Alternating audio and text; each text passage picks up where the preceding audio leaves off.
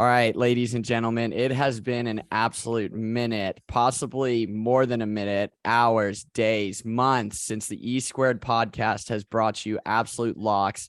It's because we've been traveling far and wide over mountains, overseas for UFC 282 this Saturday in Las Vegas to bring you some horse cock locks. As always, I'm joined by my co-host, Eric LaRochelle.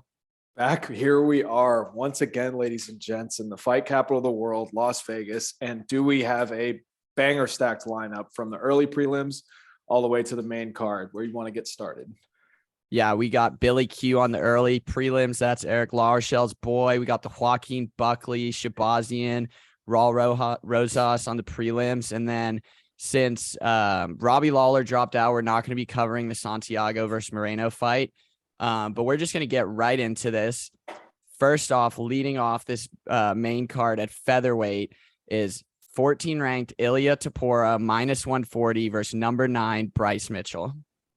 Bryce Mitchell coming in at plus 125. I'm calling it right here and now. This opener for the main card, this has the potential to be fight of the night, hands down. Both these guys ultra talented, right? Bryce Mitchell's 15-1, won 5 of his last 5 in the UFC.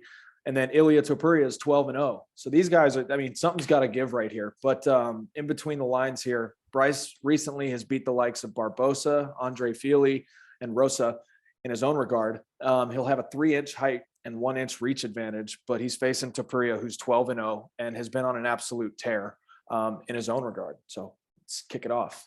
Yeah, like Laura said, this is going to be potentially fight of the night because someone's going to have to lose 0 in this fight.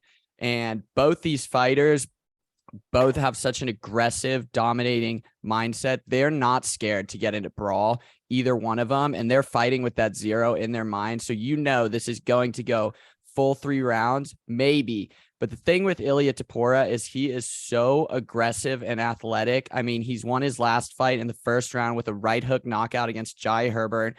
Before that, it was a ground and pound in round 1 against Ryan Hall. Before that, it was a knockout in round 1. Before that, knockout in round 1, and that was in Brave. So he's won every fight in the UFC in a round 1 knockout.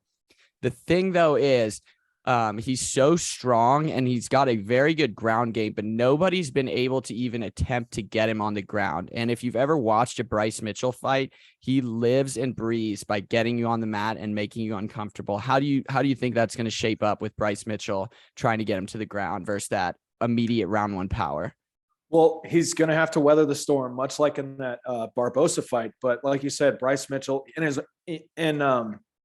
his own stance, right? Look what he did to Edson Barbosa when he couldn't secure the takedown in the first couple rounds, just comes out with a looping left to drop him and finish the fight on the feet where no one thought he had a chance, 1, to win the fight and 2, to finish by strikes because he is so dominant on the ground.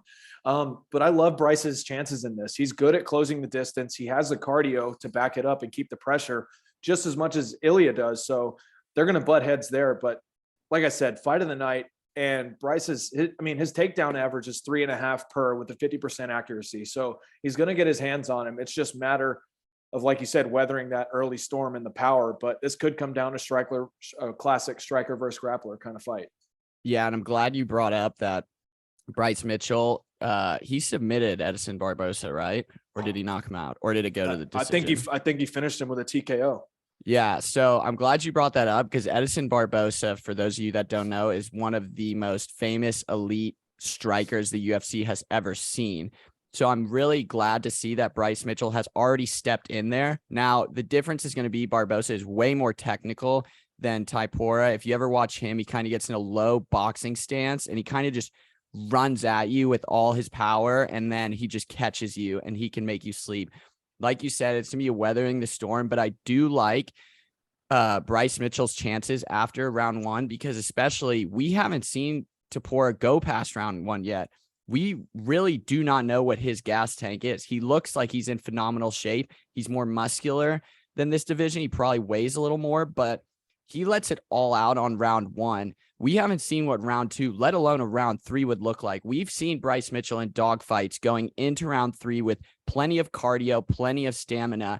And I really do like this line. I'm surprised that Bryce Mitchell isn't the favorite given he's in the top 10. Topuria's barely in 14. I think they're just riding off of Topuria's and Paddy's beef, and they're trying to shape up that if he beats Bryce, Paddy's going to fight him yet. But in all honesty, I do think Bryce Mitchell's the better fighter in this fight, just because I don't think Topuria's faced the level of competition yet, especially with these round one knockouts. I just don't see him having enough UFC octagon time yet to really understand the full technical aspect of what 15 minutes in a cage fight looks like. Yeah, the octagon time spent. I'm pretty sure this is his first main card bout on a pay-per-view. So that's also, the bright lights could get to him and the huge upstep in competition. Like you said, there's a top 10 guy, and Bryce is no walk in the park, as we've seen in his last 5. He's extremely tough, extremely durable.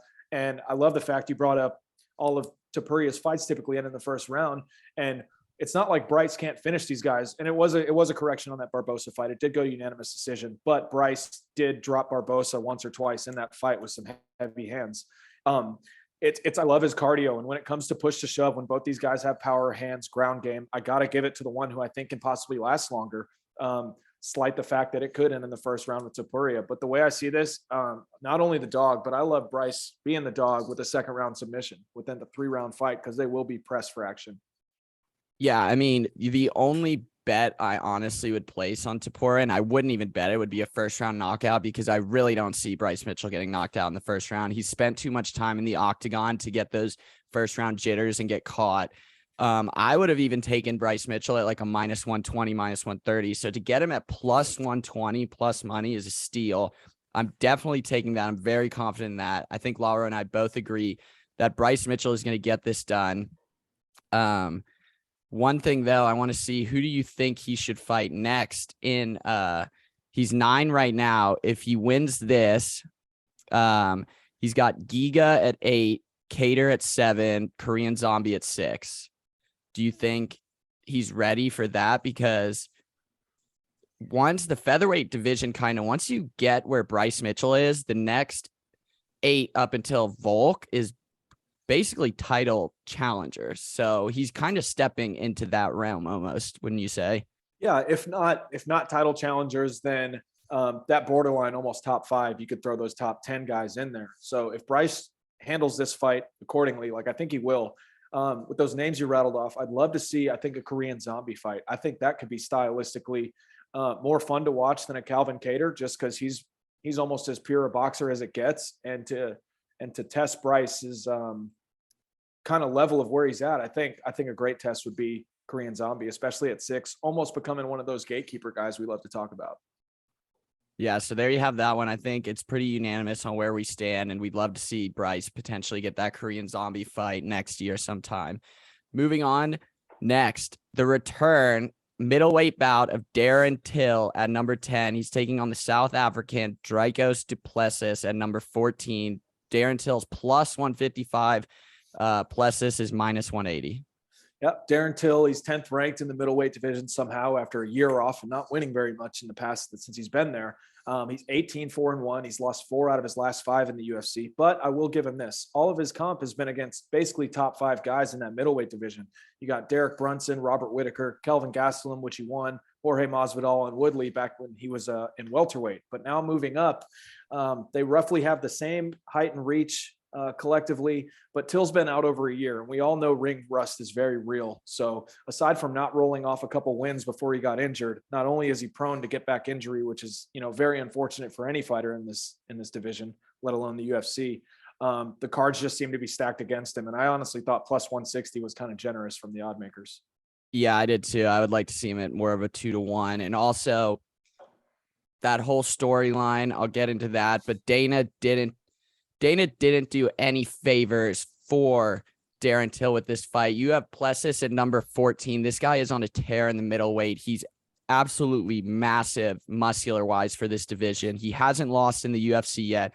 He won a unanimous decision against Brad Tavares in July, where he absolutely dominated. His style's kickboxing, and he's just so powerful with his leg kicks. Before that, he knocked out Trevin Giles round 1 or round 2, like a minute in. Before that, Marcus Perez left hook round 1, then got a guillotine choke, then another knockout in round 2. This guy's bringing straight power. And like he said about this Darren Till storyline is Darren Till's been out for so long, and he's taken so many, like, not only brutal losses physically, but emotionally. He's been torn down so much, and it's not like this is like a tune-up fight in any way. He's going in there with an absolute savage. So it's going to be really interesting to see what Darren Till's mindset is, especially when he had a fight booked about 2 months ago. And like the whole Darren Till storyline of his whole UFC career, he got injured. The only thing is he has been training with Khamzat. That's why everyone was excited to see him last time. So it's going to depend on the old Darren Till mindset, where he kind of was just sad and not confident in his abilities, to going over to All Stars in Sweden with Khamzat and those guys who all they do is train, drill, and they're confident as fuck. So I think for me, the key for Darren Till would be to be confident in his own abilities and survive, like the last with the Topuria fight, is survive the first round, especially being able to see these kicks, because Plessis does an excellent job of using his kicks to set up his punches, which will knock you out. He's very powerful. Very powerful, and the numbers don't lie. Du Plessis has better averages in strikes landed per minute, his accuracy, and his takedowns. So it just doesn't look great from Till from anywhere by the numbers. And like you said, Du Plessis is extremely powerful. He's very aggressive, and he's more of a natural middleweight. He's got more of a build like Apollo Costa, one of those guys. Whereas Till, not recently, but he only has a few fights under his belt in middleweight alone, and he's never been the most strong, physically imposing type of guy. I do love Till's chances in a few regards. One, his experience, his top level competition. I think switching up those camps to train with some killers and champion hunters such as Khamzat could definitely help him. And we can never sleep on his own ability and his like claim to fame, which was his counter striking and how he became, a household name, which could use Dricus's aggressiveness and powerfulness kind of against him, because coming in with those counter shots, which Till loves to throw, and I think he'll have a speed advantage, honestly. So that can kind of even the waters on this fight just a tad. Yeah, and I think this is really, especially with all the injuries, the layoff, I really do feel like this is the crossroads fight for Darren Till. I think this is a big make or break fight for him because he's such a household name that I don't know how the UFC could because I think he's on like a 5-loss fight streak right now. I don't see how he is 2. He won Kelvin and then lost to Whitaker and Brunson after that. So yeah, he's faced the killers. I just see Dana, especially with these injuries, and it takes Till, like he's wanted like a Nate Diaz type where he might fight once a year max. So I think there's a huge crossroads fight for him because I don't know how you put him outside the rankings with his name draw. I'm going to go with Plessis because just listening to the press conference yesterday, maybe it's the new Darren Till. He was just more quiet than he always has been. And Plessis was basically saying, your time's up. I'm coming for you. I think it'll be an interesting fight because I am very much excited to see what Darren Till has learned, because he's talked about he's grown as a person, matured as a fighter at that gym with Khamzat. So I do love him there. I just can't bet on him with all the past things I've seen, especially recently. And after knowing what Plessis has done to all his opponents, I like him at -180. I don't know about a knockout or submission. I don't want to go there because anything can happen. What do you think? Well, first of all, I'd love to see the odds, like I said earlier, sway a little bit more to the 2-1, because then I would kind of be more inclined to hammer Till, because I love this upset. I think the stars have aligned kind of for Till. This is either his comeback fight, I feel like, or his swan song. Like I could definitely see him hanging up the gloves if he gets brutally destroyed in this type of fight. This will be Du Plessis, first ranked challenge. So you never know. Sometimes the guys who are the loudest on stage in the press conferences, just the lights go dim when it's time to compete. And that could have the opposite effect on Till or Du Plessis. We won't know till tomorrow. But if those odds do sway a little bit more to the 2-1, we still got a day in between. I do like Till, and it would have to be by knockout in my opinion. It's not going to happen by a decision or anything like that. But I'd like a knockout, maybe in the first or second. If something's going to happen, if he's going to catch him, it's going to be quick and he's going to be ultra aggressive. I don't think Till's going to wait or hang around to let him recover. Yeah, I think it's an excellent storyline to bet on Darren Till. But as we all know, we have to be very careful with those storylines. Charles Oliveira, for one, so confident in the Islam. But you do have to be confident. Now, not saying that because Islam's a whole different machine than this South African. But yeah, I mean, it's just this fight could be either way. The only thing I'm with Laura on that is I want to see what the line looks like as the fight draws nearer. I want to know where the money's going, because if everyone starts piling on Plessis, then I might get a little more swayed to throw. But at these odds right now, I like Plessis at -180. I think he gets the job done. I think it's going to be a close fight, closer than I guess I'm sounding. But I just don't see Darren Till getting it done against this up-and-comer. I would have liked Dana to give him maybe an unranked opponent. I guess he couldn't because he's ranked 10 currently. So how do you give a top 10 guy an unranked? It's just we haven't seen enough like Till lately, especially with these injuries. So I also don't know how that's going to hold up. Absolutely. Couldn't have said it better myself. But yeah, it should not have been this close to a pick'em. I think you have that right. Everyone's kind of hoping for that comeback fight for Till, that big upset, because that could catapult him right back into the conversation in the top 5. Who knows? But Duplessis runs through Till like this, I think it very well could be him hanging up the gloves. All right, now we get to the co-main, the lightweight bout, Paddy the Baddy versus Jared Gooden. Paddy is -245. Jared is +205. Paddy the Baddy Pimblett in the lightweight division, not ranked yet somehow. I think just because he's fought a bunch of nobodies, even though he's 3-0 in the UFC. It's just his quick rise to stardom that has catapulted him onto the pay-per-view card. Still fighting, not has-beens, washed-ups, this, that. I haven't seen Jared Gordon that much, to be honest, so I can't speak on his name too much. But in Paddy's defense, he's 19-3. Like I said, won all 3 in the UFC thus far. He's not only winning, but he's finishing all these guys by TKO, knockout, or submission. He'll do it in any way. He'll have a 5-inch reach advantage against 19-5 Jared Gordon. And he does come off as a bigger lightweight. He's very long. He's very athletic. How he cuts from 210 fat fucking pounds every time, I don't understand. Because after the fight, he'll balloon up to 200 again by next Friday, So I believe that, in Paddy's defense, again, this might be, I don't want to write Jared off too much, but this is another stepping stone for Paddy in his climb to the top 10 in the lightweight division, which is the most stacked it's ever been. So I'm going to keep this short and sweet. Yeah. I'll just tell you, I'm all on Paddy in this fight. I mean, you're going to get shitty odds with Paddy every time until they give him a ranked fighter or someone. But just to go over what Jared Gooden is, just to emphasize how I know Paddy's going to do this. So Jared Gooden's 19-5. He's been in the UFC since about 2017. Some names that he's lost to Oliveira. So his most recent fights, he's coming off a unanimous decision win against Leonardo Santos, who's 18-5. I want to read off who he's lost. He lost to Jared Gooden. The fight before that, he lost to Quay Guida, who's like 45 years old. And then he lost to Grant Dawson, who's an up-and-comer in the division. He only has 1 loss. Before that, he got choked out by Grant Dawson. Before that, he beat Joe Selecki, who beat Cowboy Cerrone in Fury Pro Grappling. So this is just another, like he said, stepping stone. The fights I've watched of Jared Gooden is he's just like that old timer, classic mixed martial artist, the 1-2 punch with some good offensive wrestling and some good defensive wrestling. No stats are going to stand out on you. He's going to go in there, bite down on the mouthpiece and do what he needs to do. I just think this is a co-main, which Paddy's been begging for because he wants the spotlight. Jared's never been even remotely close to this spotlight. Las Vegas Arena is going to be bumping all for Paddy.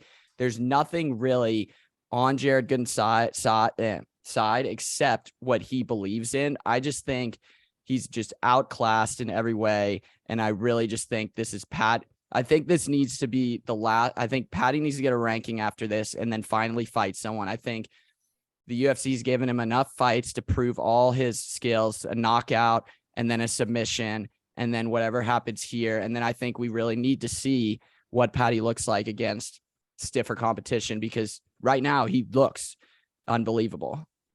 Yeah, as you said, right? Just some of his attributes, right? He's ultra aggressive.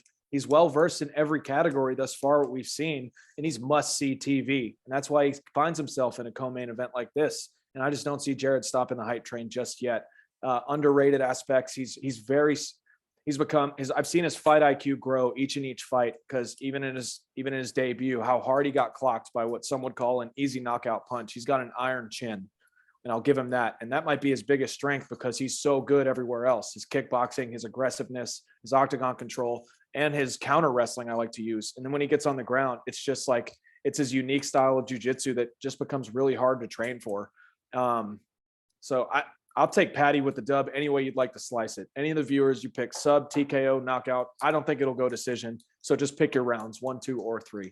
Yeah, I got Paddy all the way. I think he's going to get the knockout or submission is going to be the hardest. I mean, I think this might be just like a parlay, just a leg to put in the parlay that can just anchor the parlay and you can build it around. I think him and Bryce Mitchell, with Bryce Mitchell being positive money, I think a parlay between those two would be very beneficial just to get Paddy's odds lower and boost that plus money. I want to ask you though, so after this fight, Paddy wins, he's going to get a ranking. I'm going to read off the bottom of the lightweight, and I want you to say who he takes a ranking from and who you'd like to see next. So at 15, you have Tony Ferguson. At 14, you have Conor McGregor.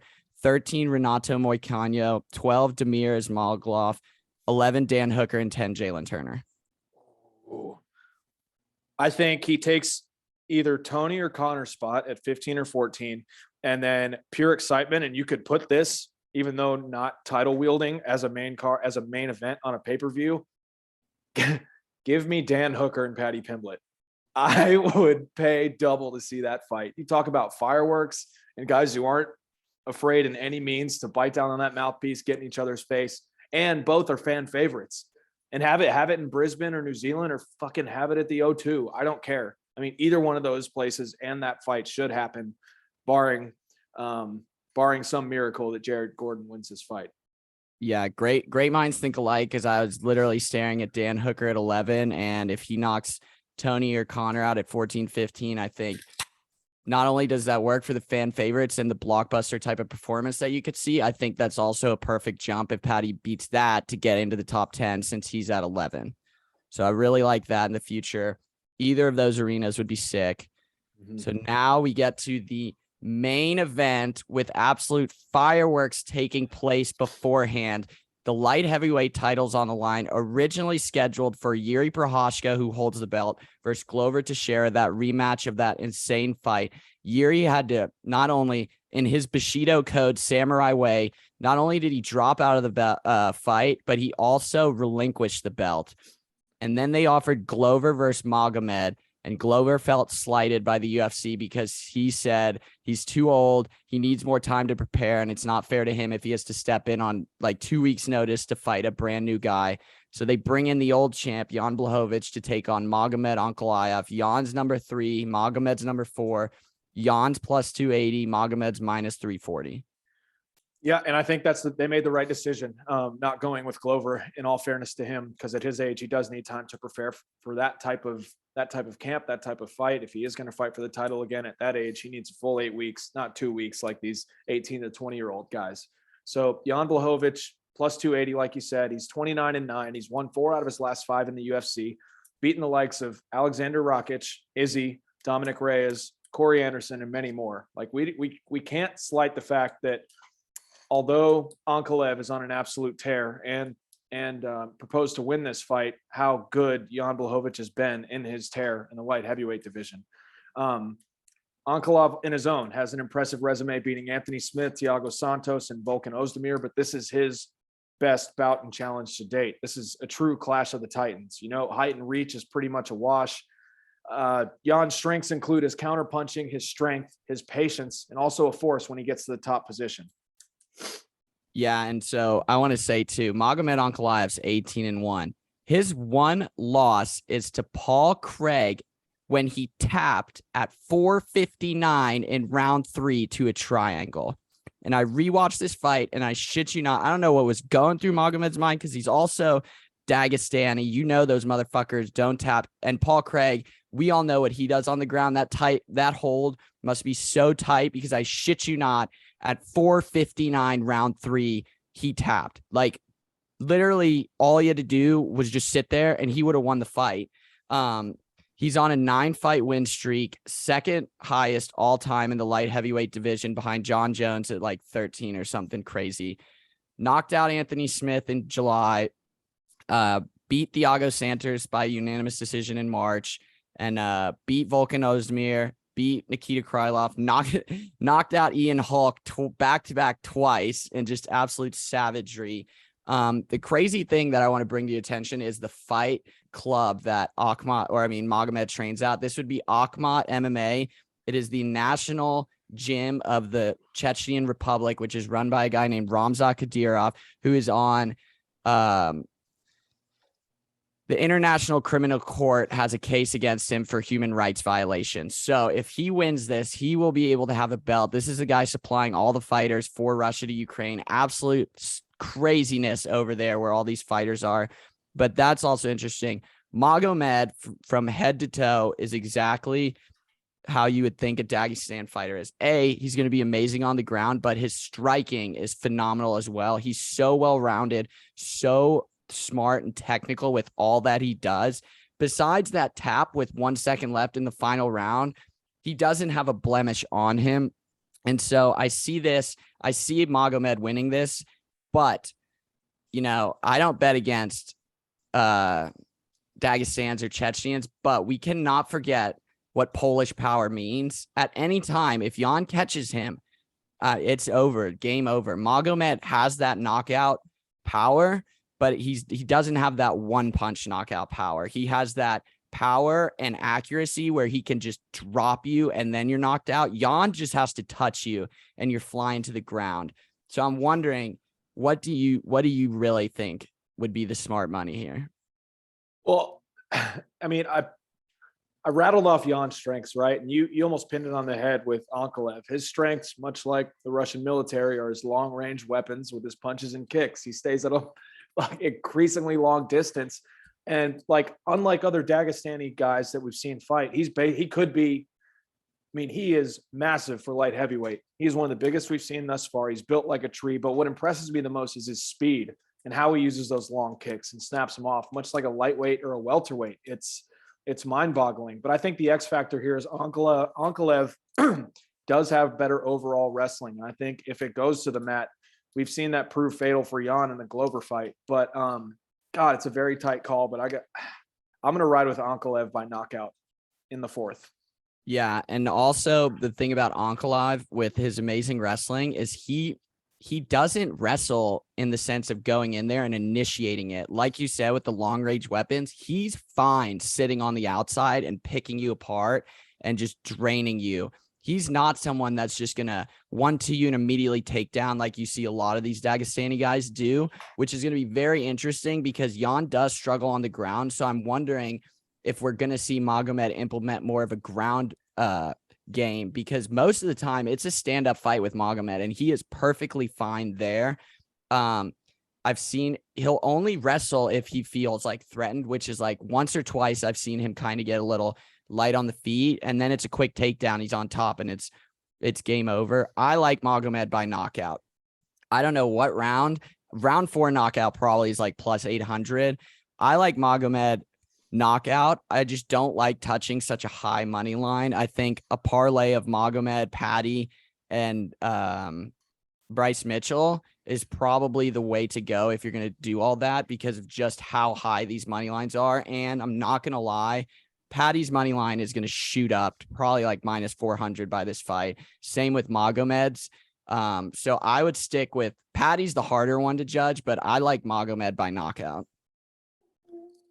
So then we got that. So then I want to ask you, matchmaker, Magomed has the title. What do we see next for him with Yuri out all year, basically? You think Glover gets that next fight? I don't know if Glover wants that fight. And I've never said tune up in a title challenge, but I feel like that's what it would come to if Ankalaev secures the belt fighting Glover at 500 years old. I just don't think it's fair. Yeah, I think the UFC has a real dilemma on their hands with this light heavyweight bout because Yuri versus Magomed is the fight to make. That's going to be a banger of a fight. It's just Yuri's out so long and Glover is old. I think that's the only fight you can make because it drops. You have maybe they go with Ratchett at 5, but below that's Anthony Smith, John Mahal Hill, Nikita Krylov, Paul Craig. Like none of those guys have shown anything to jump so high for this title. So I think there's going to be just like the heavyweight title was. I think there's just a lot of backup and a lot of just who, even if Jan wins this fight, whoever wins this fight, there's going to be real questions. Jan versus Glover would be a better fight, I guess, in the sense of they're both old, but like, I mean, who do you, with Yuri out, like who's next? Well, if Jan wins or, this could be a barn burner of a fight that goes 5 rounds and it could be a split decision. And I think that's what matchmakers could be going for, because then that adheres to the immediate rematch. And I think that'd be the best for the division because it's the weakest we've ever seen it. Because those other names you named off they're not deserving of having a title fight.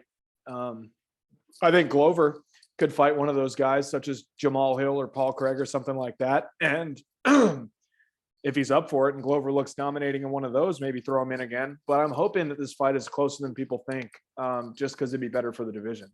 Yeah, and I think it also, I mean, we're all counting Glover out, but he's proven us wrong time and time again. So you never know if he gets in there with Magomed. Maybe he does something, but it's just Magomed, these Dagestani guys, they're just on a whole nother level. And there's very few other MMA athletes that can realistically compete with them. That's why I want Yuri to get fully healthy before he comes back, because I truly believe Yuri can stand up to Magomed in a very fair matchup. In a real way, absolutely. But we'll have to wait on that one for at least a year, like you said. Well, guys, the E Squared brought it back. We've got 4 locks for you. Free money. Tail us any day of the week. I'll let Eric LaRochelle end it. Send it off, baby. We're back. Lights are bright. Paddy's in Vegas. What's not to love? This card is stacked from head to toe. So tune in. We will be back in action for the next one. I don't see us skipping a beat from here on out. So stay tuned.